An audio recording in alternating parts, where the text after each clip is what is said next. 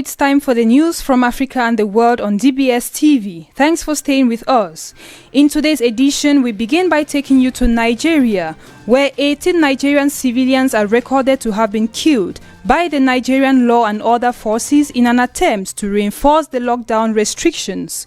This is contained in a report from Nigeria's National Human Rights Commission, who asserted that it has found 8 different incidences with extrajudicial killings of these civilians.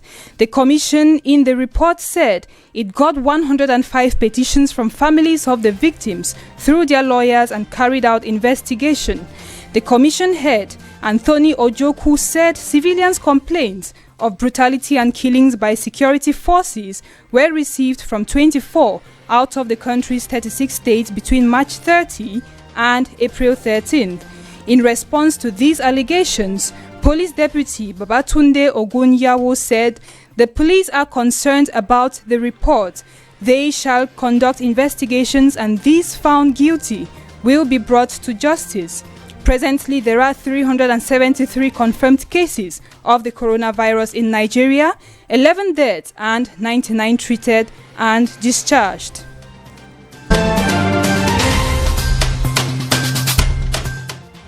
The continuous conflict with ethnic Lendu farmers in the Ituri region of the DRC keeps making more victims, this time around with 12 deaths. A confrontation between the Congolese army and the rebel group in Ituri in the northeastern Democratic Republic of Congo this week left many injured and over a dozen dead.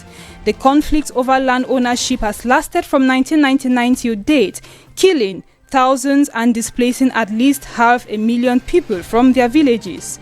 Many tend to reside in spacemen camps in cities, which are now overcrowded. In search of food, they stray aside like this 10-year-old orphan displaced due to the conflict. Jean Bamisa Seidu, Ituri governor, accuses the rebels of being in alliance with other rebel groups in neighboring Uganda, and he reiterates the need for the attacks and massacres in the Ituri region of the DRC to stop.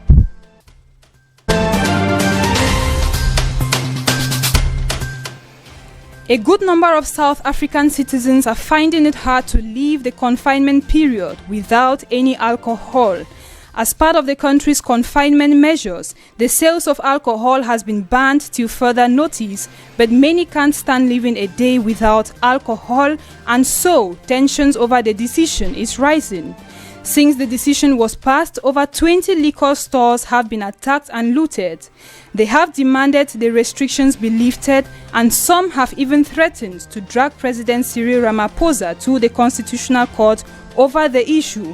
Also, some experts working with people with addiction problems equally condemn the ban, saying the harsh measure may lead to stress in addicts and that it may be devastating.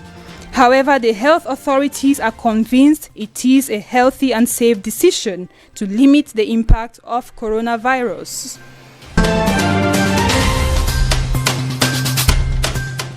In Europe, in view of the persistence of COVID-19 victims, the United Kingdom has extended the lockdown period by 3 more weeks at least. The announcement was made by Dominic Raab, the UK Secretary of State for Foreign Affairs, in his daily press briefing yesterday. Relaxing the measures now will risk harming public health and the economy, as the infection rate is still not low enough, he said. The UK now has a record of over 100,000 COVID-19 cases and over 13,000 deaths, reason for the continuous implementation of the lockdown restrictions. From the first phase of the strict limits on daily life, introduced on the 13th of March 2020, the UK government is under the responsibility to carry out an evaluation of the effectiveness of the restriction measures every 3 weeks, which, if not satisfactory, is needed to be strengthened, and that is what is being done.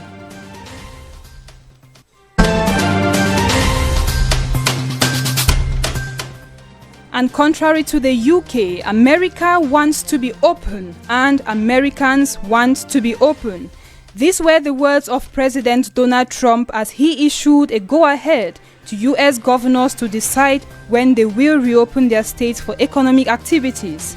Following the outbreak and massive spread of COVID-19 in the USA, The country has been on lockdown to limit the further spread, but may now begin to reopen, contrary to UN advice.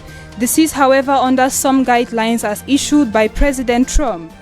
The new three-phase plan mainly involves an end of confinement for the less vulnerable to COVID-19, as well as the reopening of public places, but still with strict social distancing measures. It equally authorizes the reopening of schools, daycare, and camps.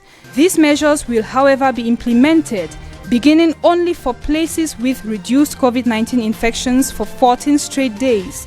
These economic reopening measures come after an observation that 30% of the states in the USA have recorded no new COVID-19 cases in 7 days. As much as the reopening of states depends on their respective governors, it, however, will be a gradual and careful process.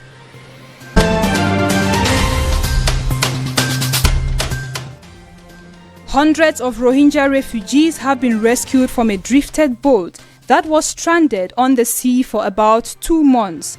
Failing to reach its destination in Malaysia, the Rohingya people had no option than stay on board, where they were deprived of food and shelter. This Thursday, the Coast Guard in Bangladesh said they found and rescued 396 of them, but unfortunately at least 24 had died, probably of starvation. Images of the rescue operation show a crowd of mostly women and children, happy to have been saved but frail, tired, hungry, and barely able to stand. The UN Refugee Agency sent help, who observed how dehydrated and malnourished they were. The survivors recount that their boat had been turned back from the Malaysian waters up to 3 times as a result of coronavirus restrictions. And with that, we wrap up this edition of the news. Thanks for staying with us. Goodbye.